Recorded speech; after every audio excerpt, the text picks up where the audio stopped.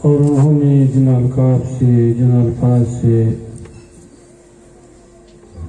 مجھے یاد کیا ہے میں ان کا مشکور ہوں، لیکن میں نے اس منصب کا ان الفاظ کا اپنے آپ کو لائق نہیں سمجھتا۔ میں ایک گناہگار انسان ہوں اور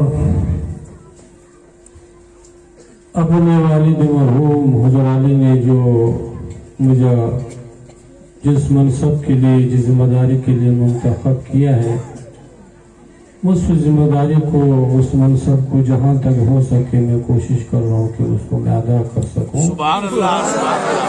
اور اللہ جل شانہ اس سلسلہ مبارکہ نقشبندیہ اور ہمارے والد بزرگوار حضور علی نے جو محنتی کی ہے اس علاقوں میں اسلام کے لیے، سنیت کے لیے، مسلک حضرت کے لیے، اللہ اس کو قبول فرمائے۔ آمین آمین۔ اور قبولیت کی سب سے بڑی نشانی اگر کسی کو دیکھنا ہو تو حضور علی کے جنازے کو دیکھنا چاہیے۔ یہ بھی قبولیت کی ان کی خدمات کی جو اللہ کی رضا کے لیے انہوں نے جو خدمات دی انجام دی، یہ بھی اس کی قبولیت کی نشانی ہے۔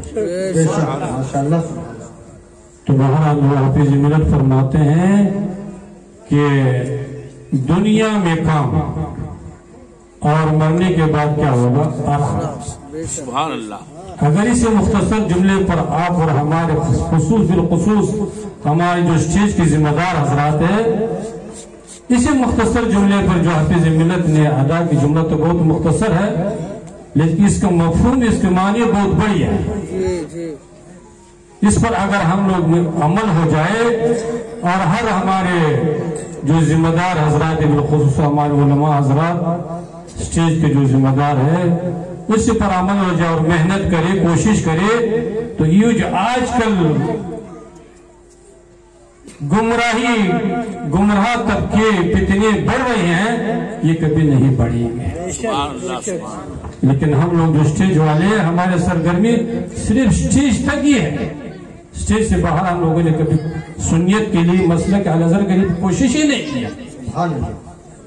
تو بہرحال یہ میلاد مصطفیٰ کی محفل پاک ہے، یہ کوئی معمولی محفل نہیں، یہ اللہ اور اللہ کے رسول کی ذکر کی محفل ہے۔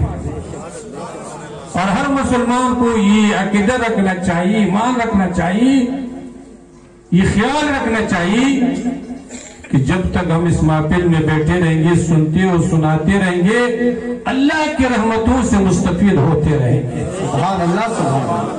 اور ایسی محفل میں کتنا ادب کی ضرورت ہے، آپ اور ہم تو اس سے غافل ہو چکے ہیں۔ روایتوں میں آتا ہے، حدیث پاک میں آتا ہے کہ جب صحابہ کرام حضور کی خدمت میں رہتے تھے، حضور جب ارشاد فرماتے تھے تو صحابہ کرام ایسے خاموش، اتنا سکون ادب کے ساتھ بیٹھے رہتے تھے کہ اگر چڑیا اس کے سر پر بیٹھ جائے تو چڑیا ہلے گی جلے گی نہیں، اتنا ادب و احترام۔ اور وہ کہتے ہیں کہ ادب بانصیب، جتنا ادب کریں گے اتنا بانصیب ہوں گے، بزرگوں کے کریں گے، ایسے محفلوں کے کریں گے، علماء کے کریں گے، اتنا بانصیب ہو جائیں گے۔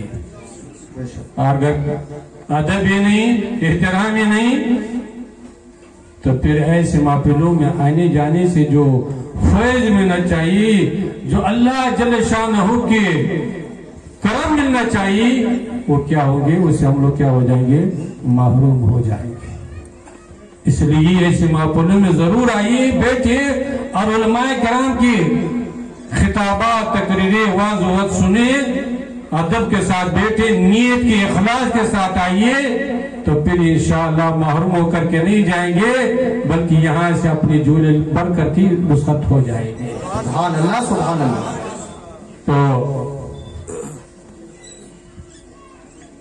حدیث پاک میں آتا ہے کہ ایک مسلمان کے دوسرے مسلمان پر 3 حق ہے۔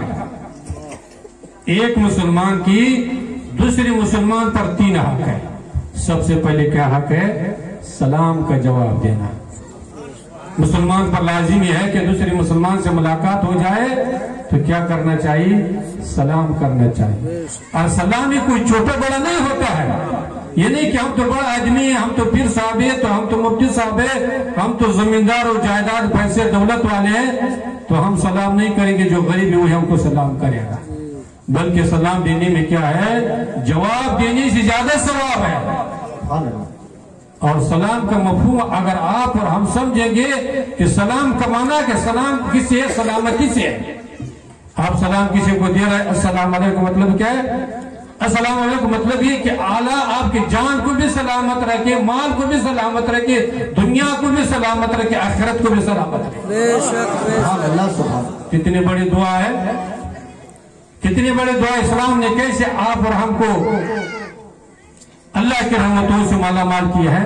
صرف سلام کا معنی اگر آپ اور ہم سمجھیں گے تو ہم سمجھیں کہ سلام دینے میں بھی کوئی پیچھے نہیں رہے گا، سلام کی جواب دینے میں بھی کوئی پیچھے نہیں رہے گا. اور وہی جواب میں کیا کہیں گے؟ وعلیکم السلام. کہ اللہ تمہارے بھی جان سلامت رکھے، مال سلامت رکھے، دنیا کو بھی سلامت رکھے، آخرت کو بھی سلامت. سبحان اللہ.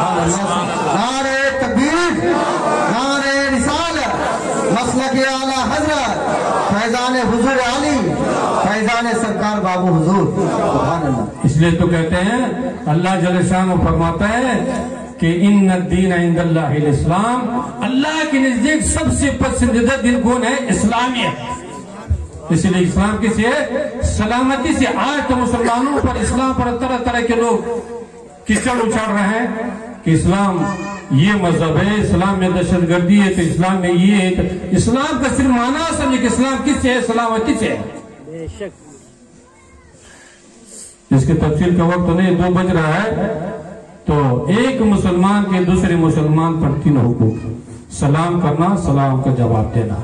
اور دوسرا کیا ہے کہ کوئی مسلمان اگر بیمار ہو جائے، ضعیف ہو جائے، کمزور ہو جائے، بیمار ہے، تو دوسرے مسلمان پر لازم ہے کہ اس کے کیا کرے؟ بیمار پرسی کرے، اس کی خبر لے، اس کے گھر پر جائے، اس کو تشفی دے، اس کے لیے دعا کرے. جانے کا مطلب یہ نہیں کہ وہاں جا کر کے گپ شپ میں لگ جائیں گے، ناشتے اور کھانے میں لگ جائیں گے. بلکہ ادب یہ ہے، طریقہ یہ ہے کہ جتنا دیر وہ برداشت کر سکتا ہے، وہ جو بیمار ہے جتنا دیر وہ برداشت کر سکتا ہے اتنے دیر اس کے پاس رہنا چاہیے. یہ نہیں کہ وہاں گاٹے بٹے رہے، گپ شپ لگاتے اس کے لیے کیا ہو جائے؟ پریشانی ہو جائے گی، اس کی بیماری میں کیا ہو جائے؟ اضافہ ہو جائے. تو دوسرے حق کیا ہے کہ ایک مسلمان کے دوسرے مسلمان جب بیمار ہو جائے اس کی خبر گیری کرنا. اور تیسرا حق کیا ہے؟ تیسرا کی یہ حق ہے کہ ایک مسلمان جب دنیا سے رخصت ہو جائے، مر جائے، انتقال ہو جائے، دوسرے مسلمان پر لازم ہے کہ اس کے کفن میں، دفن میں، جنازے میں شامل ہو جائے. سمجھ رہے ہیں کہ نہیں؟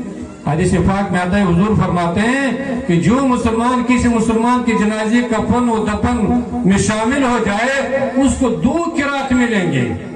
صحابہ کرام کے کہا رسول اللہ قرات کا کیا معنی ہے؟